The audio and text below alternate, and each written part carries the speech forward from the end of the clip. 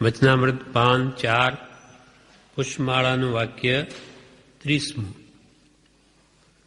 વાક્ય 30મું.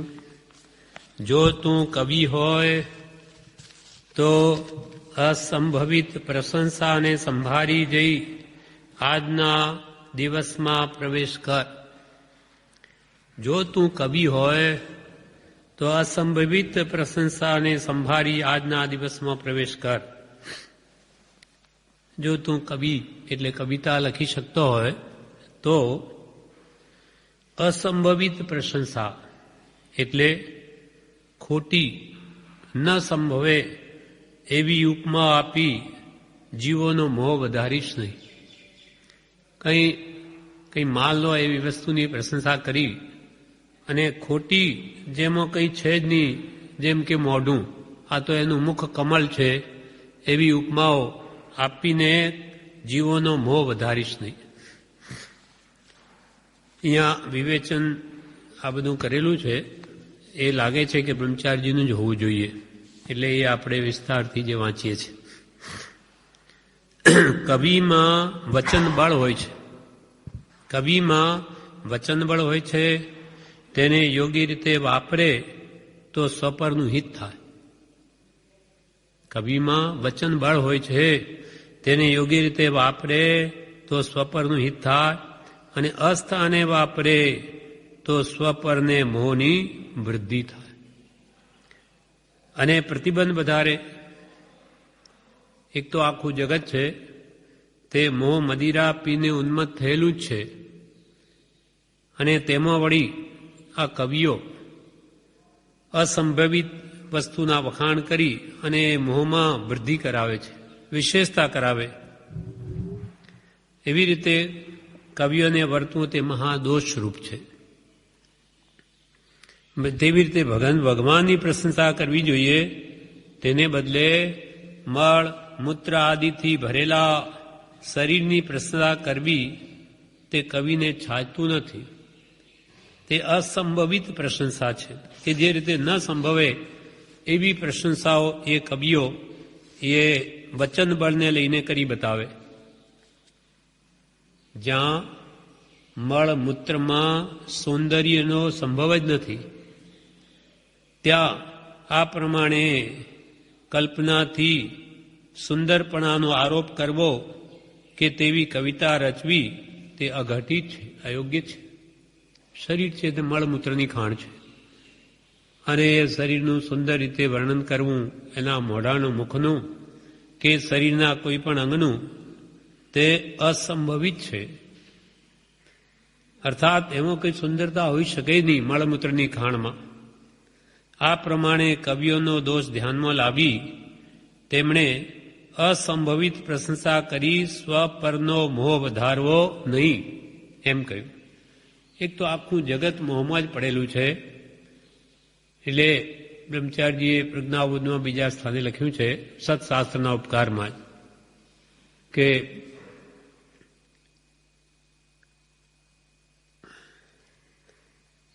જ્યાં અપથ્ય વધારે રોગો, એવી કથાઓ નવી નવી લખી ને જીવોનો મોહ કેમ વધે તેવી રીતે આ કવિતાઓ કરે. પણ એવી રીતે કરવાથી એ જીવોનો મોહ, એક તો મોહમાં આખું જગત પડેલું છે, તેમાં વિશેષ ઉમેરો થાય છે. બનારસીદાસ નાની પુરુષ હતા, એમણે પણ પહેલા એવી એક ગ્રંથ આખો લખેલો શૃંગાર રસનો, શૃંગાર રસથી ભરપૂર. એટલે વાંચે એટલે આખું એમનું મિત્રમંડળ ભેગું થઈ જાય અને બધા આ મોહના આવા ગ્રંથો વાંચીને રાજી થાય. પછી જ્યારે આ એમને આખો પલટો થયો અને આખા સમ્યક માર્ગમાં વળ્યા, રૂપચંદજી પાંડે મળ્યા, એટલે પછી આખું જીવન ફરી ગયું અને સત જણાઈ ગયું. એટલે પછી એ જ ગ્રંથ એને આખો નદીમાં જ બહાવી દીધો, આખો ગાળી નાખ્યો કે આ કોઈના હાથમાં જશે તો બધા મોહ વધારશે, એમાં વિશેષ શું છે. એમ શૃંગારસવાળું વર્ણન એ કવિઓ કરીને મોહમાં પડેલા આખા વિશ્વને ઉન્મત્ત થયેલું, ગાંડું થયેલું, એને વિશેષ આવી રીતે વૃદ્ધિ કરવી એ મોટો દોષ છે. એટલે અહીંયા કૃપાલદેવે ચેતાવ્યા કે જો તું કવિ હોય તો અસંભવિત પ્રશંસાને સંભાળી જઈ આજના દિવસમાં પ્રવેશ કર. અસંભવિત, અંદર કંઈ છે જ નહીં, એને તું આવું જ્યાં સુંદરતા સંભવે જ નહીં ત્યાં ખોટી પ્રશંસા તારે કરવી નહીં. એ સંબંધી વિચાર કરીને આજના દિવસમાં પ્રવેશ કરજે. પછી વાક્ય 31મું. જો તું કૃપણ હોય તો કંઈ કહેવું જ નથી. એને બોધ લાગે જ નહીં, ન લાગે. જો તું કૃપણ હોય તો કાંઈ કહેવું નથી, કારણ કે કૃપણ ધર્મ પામવાને અયોગ્ય છે. એને તો પૈસા આપે તો રાજી થાય, એ બીજું કોઈ રીતે રાજી ન થાય. એને તો માત્ર પૈસા જોઈએ, એને ધર્મ ન જોઈએ. એટલે એને ગમે એટલો ધર્મનો ઉપદેશ નાની આપે તો એને અસર થાય નહીં. ઉડતું એને લાગે કે ત્યાં ધર્મમાં જવાથી કંઈ બે પૈસા કદાચ લખાવા પડે એટલે પેલો આવે જ નહીં તે તરફ. અને કૃપણતા એની જોઈને નાની પુરુષો પણ એની ઘેર વોરવા પણ ન જાય, કેમ કે એને મનથી આપતો નથી. એટલે જ્ઞાનીઓને એવું ભોજન જોઈતું નથી. કૃપણતાથી સાંભળીને ના આવે અણગાર, અણગાર એના ઘરે ના આવે. અને એ નવી શાસ્ત્ર પણ નવી સાંભળે, કેમ કે એને આમાં કંઈ રુચિ નથી. એને તો પૈસા જ માત્ર ગમે. એટલે ધવલ શેઠ કુમારપાલ રાજાએ નહીં શ્રીપાલ રાજાએ એમ કહ્યું કે ચાલો આપણે ભગવાનના મંદિરના દર્શન કરવા જઈએ. તો કે તમે જાઓ, તમે નવરા નિશ્ચિંત છો, અમારે તો ભોજન કરવાને પણ સમય નથી. હા, એટલે અમારે તો 3 ટાઈમનું ભોજન પણ એક જ ટાઈમ કરીએ. શિરામણ વાળું ને જમણ કરીએ એક જ વાર. એના માટે પણ અમને એટલો સમય નથી. તમે નવરા છો એટલે તમે જાઓ. એટલે આવા જીવોને ભગવાનના દર્શન કરવાની પણ ઈચ્છા થતી નથી. એટલે આ કે છે, જો કૃપણ હોય તો, કૃપણ એટલે ધનમાં અત્યંત આસક્ત, તેની વૃત્તિ ધનથી ખસે નહીં. તેને ગમે તેવો ઉપદેશ થતો હોય તો પણ તેની વૃત્તિ ઉપદેશ ઉપર ચોંટે નહીં. ઉલટો તે દોષ જુએ કે આ મારું ધન લેવા માટે આ બધું કહે છે. આ જ્ઞાની પુરુષો જે કંઈ ઉપદેશ આપે એમાં મારું ધન એમને લઈ લેવું છે. આટલે આવું કે બધું છોડો, બધું ત્યાગો, એના માટે કે છે. આ એની દ્રષ્ટિ ત્યાં જાય કે મારું બધું લેવું છે એટલે આવો ઉપદેશ આપે. નાની પુરુષો તો બધો પરિગ્રહ છોડવાની વાત કરતા હોય ત્યારે એને ઉલટું સૂજે. ઉલટું એ એનો અર્થ લે, ઉલટો.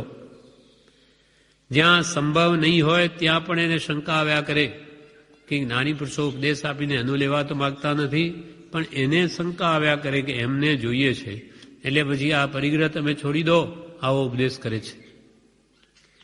જ્યાં સંભવ નહીં હોય, જ્ઞાની પુરુષોમાં એવું સંભવ ન હોય ત્યાં પણ એને શંકા આવે.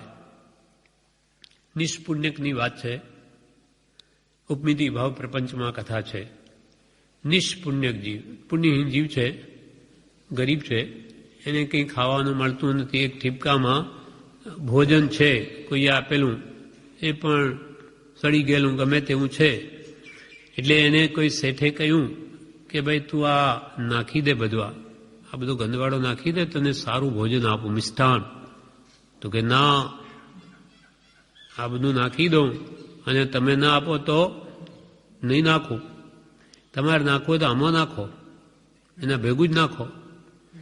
એંઠવાડામાં ભેગું નાખે તો એનો પણ સ્વાદ રહે નહીં. એટલે એને છોડવા કે તો છોડતો નથી. તેમ જ્ઞાની પુરુષો આપણને કહે છે કે ભાઈ તું આ 5 ઇન્દ્રિયના વિષયો જે અનાદિકાલના તને મૂંઝવે એને છોડી દે તો તને જો આત્માનો કેવો અદ્ભુત સ્વાદ આવશે, આનંદ આવશે. તો કે ના, તમે જે કહો છો એનો તો આનંદ આવશે કે નહીં આવે કોણ જાણે. તમે તો આ મારું પણ બધું છોડાવી દો છો. નહીં છોડું, 5 ઇન્દ્રિયના વિષયોને નહીં છોડું. જ્યારે જ્ઞાની કે એના વગર તને આત્માનો આનંદ ના આવે. બે મિશ્રણ થઈ જાય છે, પણ આ છોડવા તૈયાર થતો નથી. એટલે આત્માનો આનંદ એને અંતરથી આવતો પણ નથી. ફરી આગળ સમજાવે છે, લોભ પ્રત્યે નહીં લોભ સમાનજો. અહીંયા બ્રહ્મચારીજી કે આ જે કૃપણતા છે તે અત્યંત લોભના પરિણામ છે. એને લોભ પ્રત્યે તો નહીં લોભ, એટલે સંતોષ ભાવ પૂર્ણ આવે તો જ આ લોભ કશાય શમે છે. લોહો સર્વ વિનાશનો. આ લોભ છે તે સર્વનાશ કરનાર છે, પાપનો બાપ છે. લોભથી સર્વનો નાશ થાય છે. કોઈની સાથે મૈત્રી હોય કે ગમે તે હોય, પણ સ્વાર્થ કે લોભ જ્યાં વચ્ચે આવી પડે ત્યાં બીજું બધું ભૂલી જવાય છે. સ્વાર્થ આવી ગયો કે લોભ વચ્ચે આવી ગયો કે બીજું બધું ભૂલી જવાય. 11મે ગુણસ્થાન કે થી પણ આ લોભને લઈને જ જીવ પડે છે. લોભને સર્વ વિજયી કહેવાય છે. એને બધા ઉપર જીત મેળવી દીધી. એટલે છેલ્લામાં છેલ્લો કશાય લોભ જ જાય. ઠેઠ 10મા ગુણસ્થાન જ્ઞાનતે, પછી 11મા ને સ્પર્શ્યા વગર સીધો 12મામાં જાય છે. એટલે પાપનો બાપ લોભ છે. એણે સર્વ પર વિજય મેળવ્યો છે. તીવ્ર લોભ હોય તેને ઉપદેશ લાગતો નથી, માટે આગળ અહીં કંઈ લખ્યું નથી કૃપાલદેવે કે એને શું કહેવું, એને કંઈ બોધની અસર જ ન થાય. એટલે જો તું કૃપણ હોય તો, એટલે કંઈ લખ્યું જ નથી. લીટી એટલે કે તને કંઈ કહેવું જ નથી. કૃપણને ઉપદેશ લાગતો નથી એટલે પોતાનો વખત નકામો કોણ બગાડે? નાની પુરુષો જાણે છે કે એને કંઈ અસર થવાની નથી, તો એને પોતાનો વખત કોણ બગાડે? આ દોષ એટલે આ લોભ એવો છે કે આત્મહિત ન થવા દે, માટે તેને મંદ કરવા વધારે પુરુષાર્થની જરૂર છે. કોઈના કહેવાથી દોષ નીકળવાને બદલે ઉલટો વધે, આ એવો છે લોભ. કહેનારનો દોષ જુએ કે એને કંઈ સ્વાર્થ હશે એમ જુએ છે. આ કે એવી વાત કેમ કરે, લોભ છોડવાની, તમે બધું મૂકી દો, ઓછું કરી દો, એટલે એમાં એને કંઈ સ્વાર્થ છે, એની દ્રષ્ટિ જ તેમ રહે. કહેનારનો દોષ જુએ છે કે એને કંઈ સ્વાર્થ હશે, તેથી પોતાનો દોષ વધે અને ઉલટો લોભ ગાઢ થાય છે. કશાયની ઉપશાંતા માત્ર મોક્ષ અભિલાષ. દાનથી જીવ ધર્મ પામે છે. મુખ્ય કશાય તે લોભ છે, તે જ્ઞાનીને મુકાવો છે, પણ તીવ્ર લોભવાળાને તે મૂકવો નથી. એને તો કંઈ બીજું મેળવવું છે. એટલે એનો અને જ્ઞાનીનો મેળ ખાય એમ નથી. જ્ઞાનીને તો પરિગ્રહ ત્યાગ કરાવો અને એને તો પરિગ્રહ જોઈએ છે, એને તો ભેગું કરવું છે, એટલે એને જ્ઞાનીને મેળ બેસે એમ નથી. જ્ઞાની ત્યાગમાં સુખ કહે છે, જ્યારે એ તો ગ્રહણમાં સુખ માને છે. એટલે એનો અને જ્ઞાનીનો મેળ ખાય એમ નથી. બેનો પક્ષ જુદો હોવાથી જ્ઞાની ખેંચાખેંચ કરવા માગતા નથી. પોતાના હિતની વાત એને ન સાંભળવી હોય તો જ્ઞાની પરાણે કહેવા માગતા નથી. કૃપણને ધન એ જ એનો પ્રાણ છે. કૃપણને તો ધન એ જ એનો પ્રાણ છે. સંસારના મૂળ કારણ પર વસ્તુને પોતાની માનવી તે છે. મોટામાં મોટો દોષ શું? પોતાને પરને પોતાનું માનવું અને પોતે પોતાને ભૂલી જવું. હા, શરીરને પોતાનું માનવું, પર વસ્તુ કોઈને પદાર્થને પોતાની માનવી જે પોતાની નથી તે, અને પોતાનું જે છે વાસ્તવિક સહજાત્મ સ્વરૂપ એને ભૂલી જવું. એના જેવો કોઈ મોટો દોષ નથી. એટલે કે છે કે સંસારનું મૂળ કારણ જ આ છે કે પર વસ્તુને પોતાની માનવી તે, અને તે છોડ્યા વગર કોઈ કાળે છૂટકો થવાનો નથી. કંજૂસ ઉપર એક કથા છે, દ્રષ્ટાંત છે. એક મોટો શેઠ હતો, અબજોપતિ, કરોડો રૂપિયા જેની પાસે, પણ એટલો બધો કંજૂસ કે ક્યાંય એક પૈસો બી ખર્ચે નહીં. હવે એક વાર શું થયું, ગામમાં એક મોટો રોગ ફાટી નીકળ્યો. તેથી બીજા ગરીબ લોકોને ઘણી ઉપાધિ થઈ પડી. એ રોગી થયા, ન કામ ઉપર જઈ શકે, ખાવાનું ઘરમાં છે નહીં, પૈસા કે એમની પાસે બીજા વધારે હોય નહીં, એટલે એમને એટલું મોટું દુઃખ આવી પડ્યું. તે એક સંતથી એ જોવાયું નહીં કે આટલા શહેરમાં કરોડોપતિઓ છે અને એ શહેરમાં આટલા બધા જીવો દુઃખી. એટલે એણે શું કર્યું કે આ બધાની પાસે, આ શેઠ લોકો પાસે પૈસા માગીને એમનું હિત કરીએ, ગરીબ લોકોનું. એટલે એને મનમાં એક વિચાર એવો સૂજ્યો, તો જે કંજૂસમાં કંજૂસ શેઠ છે એની પાસે જે સંત ગયા, જઈને એને શું કહ્યું કે તમારો પૈસો મારે નથી જોઈતો, પણ તમારું એક 10,000નું ચેક જોઈએ છે. કેટલા દિવસ પૂરતો? આજના દિવસ પૂરતો જ. સાંજે તમને એ ચેક પાછો આપીશ. તમારો એક 10,000નો ચેક મને આપો અને સાંજે તમારો એ પાછો, નહીં તો કાલે તમે બેંકમાંથી કાઢી લો તો, એટલે પાછી શંકા પડશે. એટલે કે આજે આપો અને સાંજે તમારો પાછો આપી દઈશ. હવે એ સંતે શું કર્યું તો કે ભલે લઈ જાઓ. એ સમજાવે કે ભાઈ તમે કંઈ વટાવી તો શકું નહીં, કાલે તો હજુ બેંક ખુલશે, એટલે તમે મને હમણાં આપી દો. એ આપ્યો. એણે શું કર્યું, બીજા મોટા શેઠ લોકો પાસે જઈને કહ્યું કે આ પ્રમાણે આ સ્થિતિ આવી થઈ ગઈ છે, ગરીબ લોકોને ખાવાનું નથી, દવાનું કંઈ નથી, ભયંકર સ્થિતિ છે, એટલે કંઈ એ લોકો પર દયા કરો, તમારી પાસે છે. અને આ જે મોટા શેઠ છે ને આપણા ગામમાં, જે અબજોપતિ, એમણે પણ જુઓ આ 10,000નો ચેક આપ્યો છે. ત્યારે એ લોકોને થયું, ઓહો, આવો મોટામાં મોટો કંજૂસ કોઈ દિવસ એક ચમડી જાય પણ દમડી ન જાય, એને 10,000 આપી દીધા, તો પછી આપણે વધારે આપવા જોઈએ. કંજૂસમાં કંજૂસ લોકો માટે દયા કરીને 10,000 આપી જાય તો આપણે કેટલા આપવા જોઈએ? એ બધાને બતાવીને બધાની પાસે પૈસા એમણે લખાવ્યા. અને એ રીતે આવીને પૈસા બરોબર થઈ રહ્યા, બધાનું કામ થયું. એટલે સાંજે પાછો જઈ સંતે કે ભાઈ લ્યો તમારો આ ચેક પાછો. તો શેઠ શું કહે, કંજૂસ શેઠ કે ના કંઈ તમે રાખો, હવે રાખો. ત્યારે સંત કહે કે નહીં, મેં તમને શું કીધેલું કે ભાઈ આ સાંજે હું તમને પાછો આપીશ, એટલે આ તમારો પાછો લ્યો, એમાં કોઈ ખોટું નથી. તમે આ પ્રમાણે આપેલો અને મેં તમને આ પ્રમાણે વચન લાવ્યો, એટલે તમે લ્યો તમારો પાછો. ત્યારે પેલા કંજૂસ શેઠ શું કહે કે ભાઈ આ ચેક મેં આપ્યો ને એથી તો શું થયું છે કે મારે કેટલાય જણ તો અહીંયા આવી ગયા અને મને એટલા અભિવંદન આપ્યા કે અરે શેઠ તમે તો બહુ મોટું કામ કર્યું, તમે આટલું દયા દાન કરી દીધું, તમને ધન્ય છે, ધન્ય છે.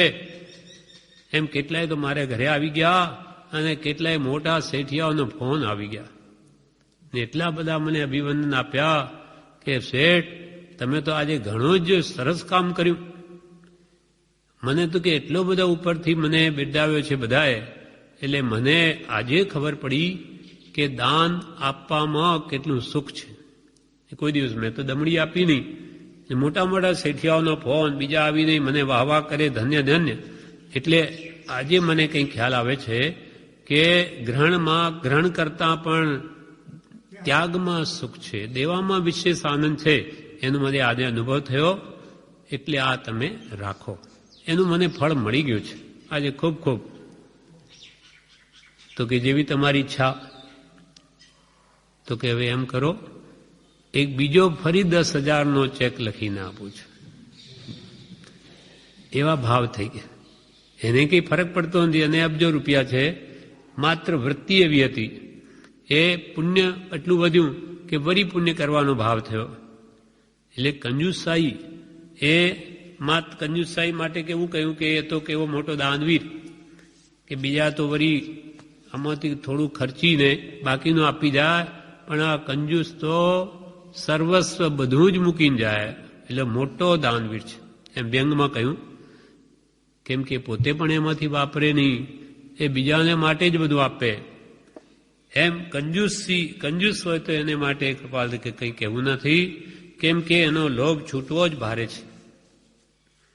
એમ કશાય ઘટે નહીં ત્યાં સુધી કલ્યાણ પણ થાય નહીં, ને કશાય ઘટે જ કલ્યાણ. અને આ લોભ કશાય તો બધા કશાયનો બાપ છે, ઉપરી છે. એટલે આ પ્રમાણે પોતાની શક્તિ પ્રમાણે આપે. કંઈ ન હોય તો આપવાનો ભાવ તો હૃદયમાં હોય છે. એવી રીતે કંજુસાઈ આપણા સ્વભાવમાં ન જોઈએ. આ પ્રમાણે 30મું વાક્ય પૂરું થયું અને 31મું વાક્ય પૂરું થયું. હવે વાક્ય પુષ્પમાળાનું 32મું. જો તું અમલ મસ્ત હોય તો નેપોલિયન બોનાપાર્ટને બંને સ્થિતિથી સ્મરણ કર. જો તું અમલ મસ્ત હોય તો નેપોલિયન બોનાપાર્ટને બંને સ્થિતિથી સ્મરણ કર. એટલે નેપોલિયન બોનાપાર્ટ એક સામાન્ય સિપાહીમાંથી અનેક દેશનો રાજા બની ગયો, આખો યુરોપનો મોટો રાજા બની ગયો. એટલા માટે આપણને કહે છે કે જો તું અમલ મસ્ત હોય, એટલે મોટાઈનો તને જો ગર્વ હોય, અમલદાર હોય કે એનો પાછો ગર્વ હોય, અમલ મસ્ત, મારા જેવો કોણ છે, એવું જો તને હોય તો નેપોલિયન બોનાપાર્ટને બંને સ્થિતિથી સ્મર. યાદ કરે એની જીવન ચરિત્રની બંને પાસાઓ, કે શરૂઆતમાં કેવો હતો, કેવો થઈ ગયો અને એનો અંત કેવો આવ્યો. નેપોલિયનના જીવન ચરિત્ર પર કૃપાલ કે દ્રષ્ટિ જોઈ જજો તો જણાશે કે સિપાહીની હલકી નોકરીમાંથી મોટા રાજાઓને પણ ઠગનાર એટલે બનાવનાર થયો. એમને પણ ઠગી બનાવી અને પોતે રાજા બની ગયો. પણ આખરે નિરાધાર સ્થિતિમાં મરણ પામ્યો, પકડાઈ ગયો. કેટલા યુદ્ધો કર્યા, કેટલા એના ખૂન થઈ ગયા, હજારો માણસો લડાઈમાં મરી ગયા. એનું ફળ, પાપનું ફળ અતિ તીવ્ર થયું તે આ ભાવમાં જ ભોગવવું પડ્યું. નિરાધાર એક ટાપુ પર એને મૂકી દીધો, નિર્જન સ્થાને, જ્યાં કોઈ ખાવા પીવાનું કંઈ ન મળે. આવી સ્થિતિમાં એ મરણ પામ્યો. આમ લૌકિક માન વગેરે બધું ક્ષણિક છે. આપણે કોઈને બનાવી ને ગમે તે મોટા બની જાય પણ પાછી પાપ કોઈને છોડે નહીં. એટલે બધું ક્ષણિક છે. આવું માન આદિ તે ન હોય તો ક્ષણમાં પ્રાપ્ત થાય, અને માન મળ્યું તો પાછું ક્ષણમાં વળી જતું પણ રહે, નાશ પણ પામે. અને માન મેળવવા જે કંઈ પાપ કરેલું હોય તે જીવને ભોગવવું પડે. આવી અનર્થકારી તુચ્છ વસ્તુ માટે ગર્વ શો કરવો? ક્ષણમાં જે જતું રહે એવા માન માટે અનેક પ્રકારના પાપ શા માટે કરવા? નેપોલિયન એકલો લડાઈમાં જ હોશિયાર હતો એટલું જ નહીં, પણ બધામાં ઓલરાઉન્ડ હતો. એનો સૂક્ષ્મ બુદ્ધિ પણ એની જબરી હતી. ફ્રાન્સમાં બધા તોલના ને માપના ડેસીમીટર વગેરે બધા એના વખતમાં જ એની યોજનાથી થયેલા છે. એને જીનિયસ કહે છે. એની શક્તિ બધી એને ક્ષણિક વસ્તુઓમાં વાપરી કંઈ આત્મહિત કરી શક્યો નહીં. એને ભાગ્યમાં ક્યાં છે આત્મહિત? શક્તિઓ ઘણી પણ બધી આ અમો વેડફાઈ ગઈ. હા, દુરુપયોગ થયો. ગાંધીજીની શક્તિ ઘણી હતી, આખા દેશને આઝાદ કરી દીધો. એની એ શક્તિ જો એકમાત્ર આત્મહિતમાં ગાડી હોત તો જ્ઞાન પમાડે એવા વ્યક્તિ હતા. એવી શક્તિઓ હતી, યોગ્યતા ઘણી હતી, પણ એ શક્તિઓ દેશની આઝાદીમાં બધી વ્યતીત થઈ ગઈ, પૂરી થઈ ગઈ. અચ્છા, કલ્યાણ થઈ જાય. દેશનું ભલું કરતા પોતાનું રહી ગયું. એક કામ થાય એટલે કેવલનાની ભગવંતો તીર્થંકરો એ સ્વ આત્મહિત પહેલા કરે. સ્વહિત પહેલા કેવલનાન પ્રગટાવે, પછી બીજાની વાત. બીજાના માટે પહેલા જીવન આપી ન દે. એટલે આપણને કહ્યું કે સ્વહિત પહેલા. સ્વહિત સાથે પરનું થતું હોય તો ના નહીં, પણ સ્વનું મૂકીને પરનું નહીં, અને ખરેખર થાય પણ નહીં.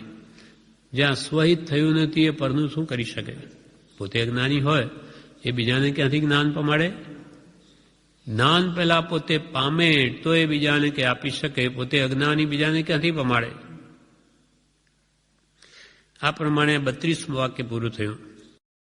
હવે વાક્ય 33મું. ગઈકાલે કોઈ કૃત્ય અપૂર્ણ રહ્યું હોય તો પૂર્ણ કરવાનો સુવિચાર કરી આજના દિવસમાં પ્રવેશ કર. ગઈકાલે કોઈ કૃત્ય, કોઈ કાર્ય અપૂર્ણ રહ્યું હોય તો પૂર્ણ કરવાનો સુવિચાર કરી આજના દિવસમાં પ્રવેશ કર. મરણના સમયની ખબર નથી, એટલે કાલે આપણું આયુષ્ય હશે કે નહીં. એટલે જે કામો, એટલે ઘણા કામો બીજા શરૂ કરવા કરતાં, એટલે કે નવા કામો હાથમાં લેવા કરતાં આરંભેલું જે પહેલાનું કામ તે પૂરું કરવું, અધૂરું કામ પહેલા પૂરું કરવું. આજનો દિવસ જીવવાનો મળ્યો તો અધૂરું કામ એ આત્માનું તે પૂરું કરી લેવું. એના એવા સુવિચાર કરવા કહ્યું. જેમ ક્રોધ, માન, માયા, લોભાદી આ જે શત્રુઓ છે એને હણીને પછી નિશ્ચિત થઈને પછી બીજું કામ કરજે. પણ આ કશાય ભાવો કે વિષયો આ બધા નાગ જેવા છે, એને સોળમો લઈને સુવે ત્યારથી ક્યાંથી ભલું થાય? એટલે પેલા આત્માનું કલ્યાણ કરવાનું કામ જે અનાદિકાલથી અધૂરું છે તેને કહે છે પૂર્ણ કર. તેમ આજનો દિવસ ઉગતો દીઠો તેમ આથમેલો પણ જોઈશું એવું કંઈ નક્કી નથી. એટલે આ સાંજે પાછા હોઈશું કે નહીં નક્કી નહીં. જે માટે જન્મ્યા છીએ, આ દેહ ધારણ કર્યો છે, તે આત્માનું કામ શરૂ કર્યું છે કે અધૂરું છે કે પૂરું કર્યું છે તે વારંવાર વિચારવું. ખરું તો એ આત્માનું કામ અધૂરું છે, એ અધૂરું રાખીને મરી જવાયું કે નથી. ખરું કામ આત્મહિત, આત્મકલ્યાણ. વેરી સબ મારી કે નિશ્ચિંત હોય સુતો હોય. મારે કામ ક્રોધ લોભ મોહ ઇન્દ્રિયું કતલ કરી કિયો રજ પૂતો હૈ. મારી આશા તૃષ્ણા પુની પાપીની સાપીની દૌ. વેરી સબ મારી કે નિશ્ચિંત હોય સુતો હૈ. આ બધા ક્રોધ, માયા, લોભાદી ષડ રીપુ એ શત્રુઓને હણીને નિશ્ચિંત હોઈને શું પછી કોઈ ફિકર નહીં. પણ આ શત્રુઓને તો ઊભા રાખીને તું આ જીવન ગાળે એ મહાભયંકર છે. અર્થાત તને દુર્ગતિમાં લઈ જશે આ કશાય ભાવો. માટે આ દેહ ધારણ કર્યો છે તો આત્માનું કામ કરી લે. ખરું તો એ જ કરવા જેવું છે, એને અધૂરું રાખીને મરવા જેવું નથી. આત્મજ્ઞાન સમકી થયા વિના આ મનુષ્ય દેહ ગુમાવવો યોગ્ય નથી. શ્રદ્ધા પરમ દુલ્હા, મરતા પહેલા આટલું કરી લેવા યોગ્ય છે. શ્રદ્ધા, દેવગુરુ ધર્મની દ્રઢ શ્રદ્ધા મરતા પહેલા દ્રઢ કરી લેવા જેવું છે. આ ગઈકાલે કોઈ કૃત્ય અપૂર્ણ રહ્યું હોય તો પૂર્ણ કરવાનો સુવિચાર કરી આજના દિવસમાં પ્રવેશ કર. અનાદિથી અપૂર્ણ જ છે આ કાર્ય, તો હવે તો કે પૂર્ણ કર બીજા બધા કામો કરવા કરતા. આ પ્રમાણે 33મું વાક્ય પૂરું થયું. હવે વાક્ય 34મું. આજે કોઈ કૃત્યનો આરંભ કરવા ધારતો હો તો વિવેકથી સમય, શક્તિ અને પરિણામને વિચારી આજના દિવસમાં પ્રવેશ કર.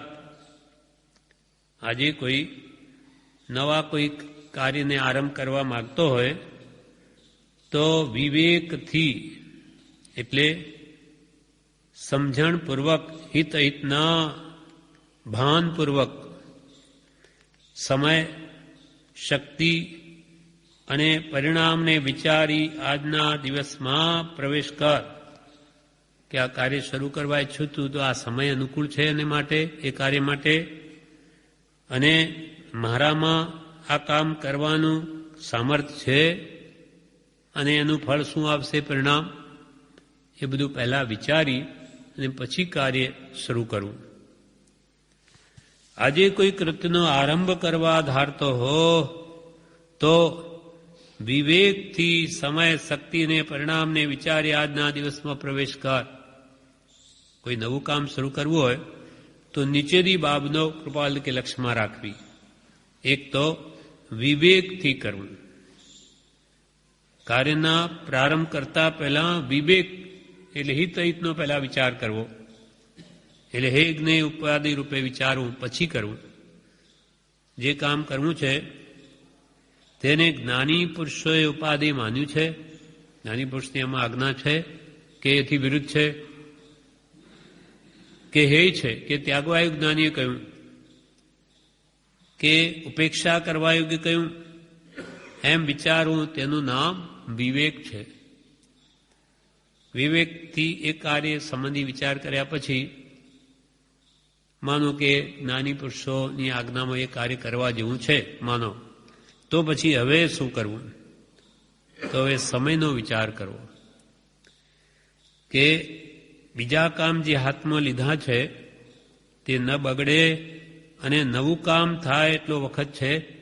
બીજા કેટલાય કામ માનો આગળના પડ્યા હોય અને આ નવું કામ વળી શરૂ કરીએ તો એટલો બધો સમય છે મારી પાસે, એ વિચારવું.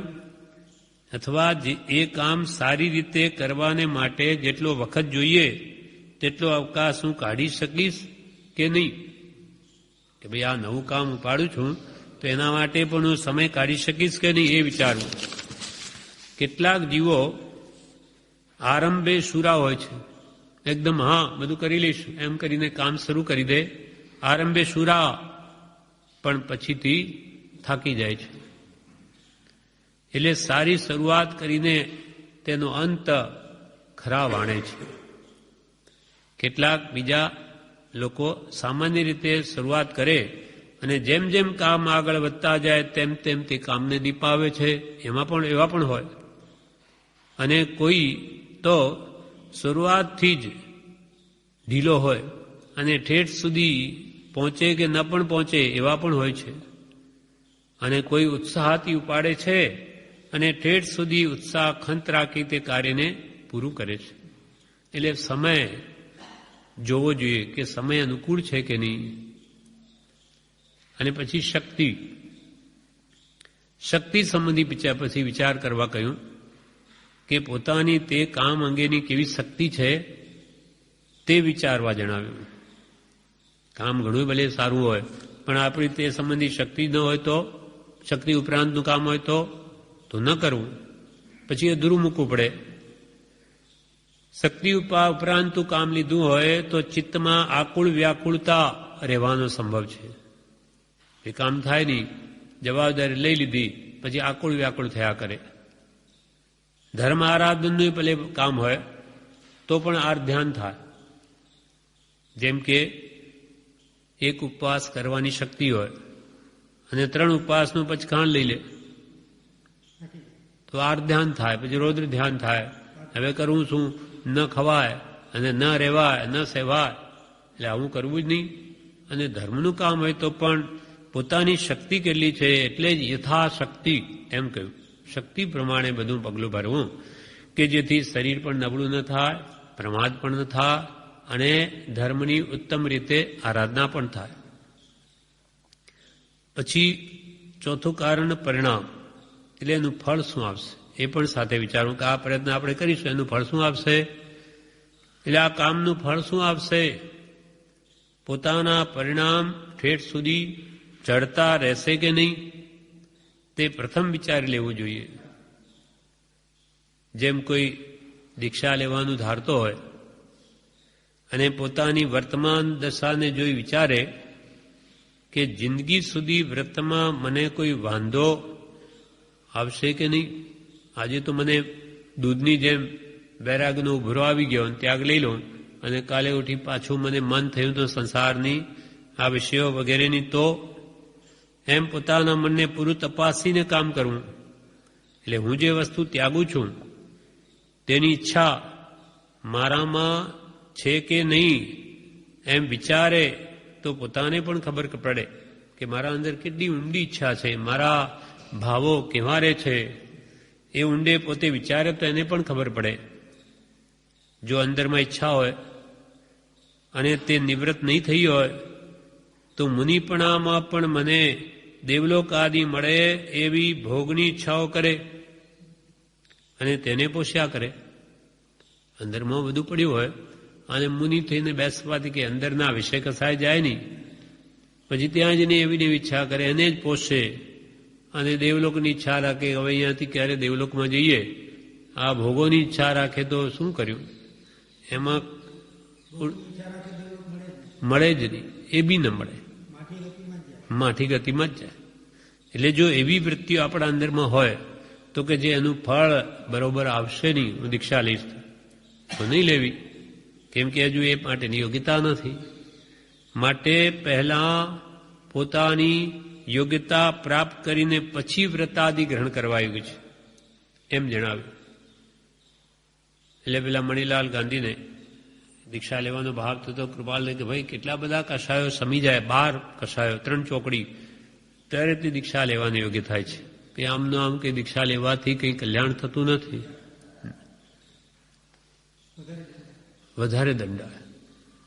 એટલે ભગવાન તીર્થંકરો પણ તું દીક્ષા લે એમ 6 મહિના સુધી પાછળ ફેરવી અને આજના જીવો એને દીક્ષા આપે એમ તીર્થંકર પણ કરતા નહોતા. હા, વચન છે કે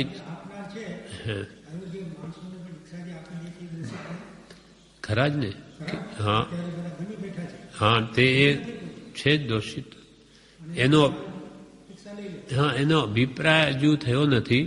એના પહેલા એને 6 મહિના પાછળ ફેરવી અને એનો બરોબર જાણે છૂટકી ન જાય એમ કરીને એને મૂંડી નાખે, એ તો પોતે બુડે ને બીજાને બુડાડે છે. એટલે એનો અભિપ્રાય ખરેખરો અંદરથી ઉત્પન્ન થયો હોય ત્યાં સુધી દીક્ષા કાર્યકારી થતી નથી. એટલે અહીંયા કહ્યું કે આવી આપણે પણ તપાસવું જોઈએ કે મારી એવી યોગ્યતા નથી, એવી શક્તિ નથી, તો એનું ફળ ખરાબ આપશે. માટે અહીંયા આ વાક્ય કહ્યું કે આજે કોઈ કૃત્યનો આરંભ કરવા ધારતો હો તો વિવેકથી, આ વિવેક જોઈએ હરેકમાં, તો વિવેકથી સમય, શક્તિ અને પરિણામ એટલે એનું ફળ શું આપશે તે વિચારી આજના દિવસમાં પ્રવેશ કર. હવે 35મું વાક્ય પુષ્પમાળાનું કે છે, પગ મૂકતા પાપ છે, જોતા ઝેર છે અને માથે મરણ રહ્યું છે, એ વિચારી આજના દિવસમાં પ્રવેશ કર. પગ મૂકતા પાપ છે અને જોતા ઝેર છે અને માથે મરણ રહ્યું છે, એ વિચારી આજના દિવસમાં પ્રવેશ કર. જેમ કે કોઈ કાંટાવાળા રસ્તામાં ચાલવું હોય તો સાવચેતી રાખીને ચાલે છે કે જે કાંટો વાગે નહીં, તેમ સાવચેતી રાખવા માટે આ બધું જણાવે છે. એટલે વિઘ્નો કેટલા છે તે બધા અહીં દર્શાવે છે. જગતમાં પાપમાં પ્રવૃત્તિ જીવ કરે છે, આખો દિવસ જશે તેમાં આ જીવ કેટલાય પાપ કરશે. પણ જેમ કાંટાવાળી જમીનમાં સાચવીને પગ મૂકે તો કાંટા ન વાગે, તેમ બનતી યત્નાથી પ્રવર્તવું.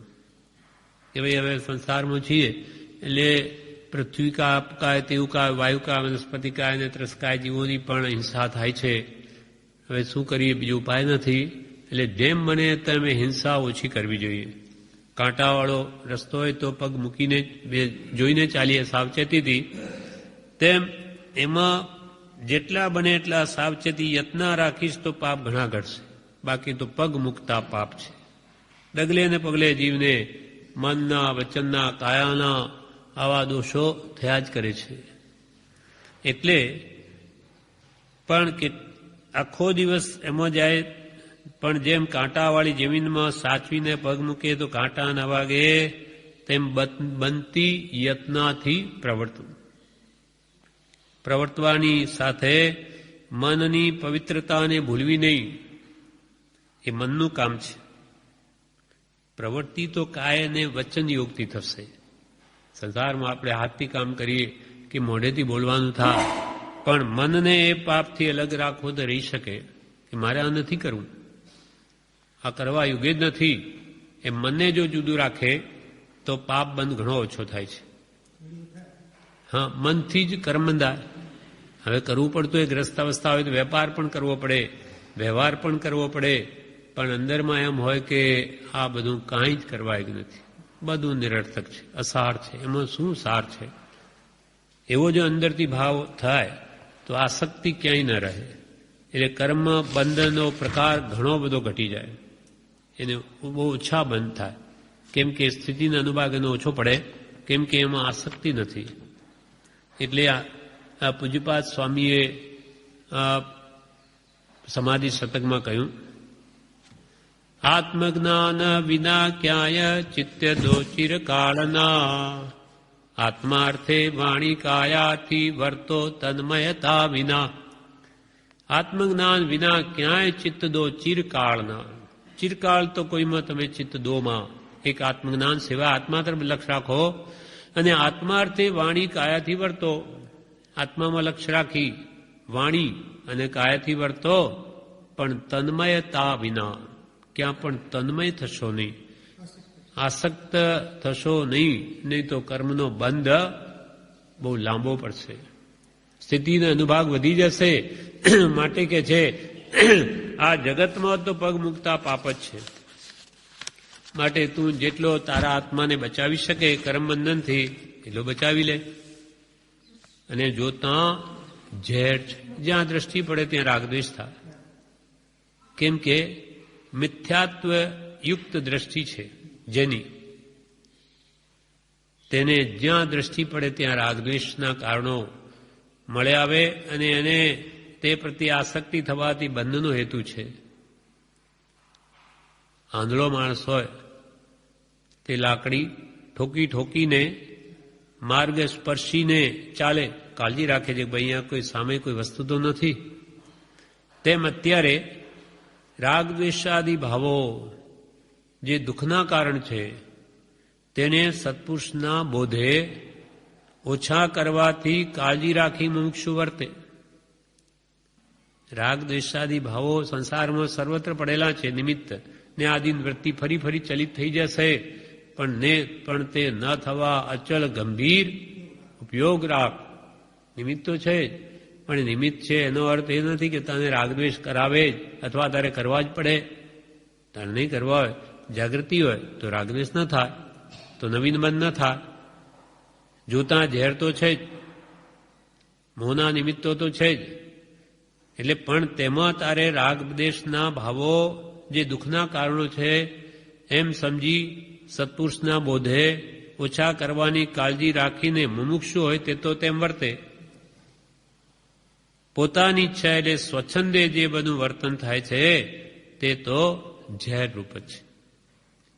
એટલે દ્રવ્ય દ્રષ્ટિ અથવા જ્ઞાનીનો ઉપદેશ જો જાગૃતિમાં હોય તો આ બધું જ કંઈ જોવા લાયક નથી, કાંઈ કરવા લાયક નથી. બધો મોહ ને મોહ છે.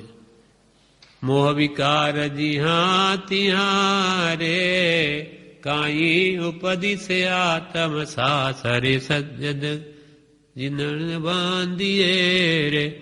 મોહ વિકાર જીહા ત્યાં, જ્યાં જુઓ ત્યાં મોહ, મોહ ને મોહ. આવો જ પહેરવેશ, એવા જ ખાનપાન, એવું જ બધાનું લોકોનું વર્તન, એ બધું સર્વત્ર જગતમાં જ છે. પણ હવે રહેવું આપણી જગતમાં જ છે, કે બહાર ક્યાં જાય. પણ સત્સંગમાં રહેતો એટલું બળ મળે કે ત્યાં આવા નિમિત્તો ઓછા હોય. બાકી ખરેખર તો પોતાના અંતરના ભાવ છે, પોતાના ભાવ છે. એને રાગદ્વેષ અહીંયા કોઈ કરે તો ના કોણ પાડે? અહીંયા પણ આત્મજાગૃતિ હોય તો એ બચી શકે. બાકી જગતમાં તો પગ મૂકતા પાપ છે ને જોતા ઝેર છે. અને માથે મરણ રહ્યું છે એના વિશે અહીંયા કહે છે, માથે મરણ રહ્યું છે માટે મરણને સંભાળી વૈરાગ્યમાં રહેવા જણાવ્યું. મરતી વખતે જેમ કોઈ અકાર્ય ન કરે તેમ આખા દિવસમાં અકાર્ય થાય તેમ અકાર્ય ન થાય તેમ કરવા કહ્યું. આપણે કે ભાઈ મરવું છે હમણાં, તો એ કોઈ અકાર્ય ખોટા કામ ન કરે. તેમ આખા દિવસમાં એ જાગૃતિ રાખવી કે માથે મરણ છે, તાકીને છે, તલવાર ઉભેલી છે, ક્યારે પડે એટલી વાર. એમ જો જાગૃતિ હોય તો આપણો આત્મા આખા દિવસમાં અકાર્યમાં નહીં પ્રવર્તે, કારણ કે માથે મરણ છે. મરણને ભૂલી અજાગ્રત રહેવાયું કે નથી.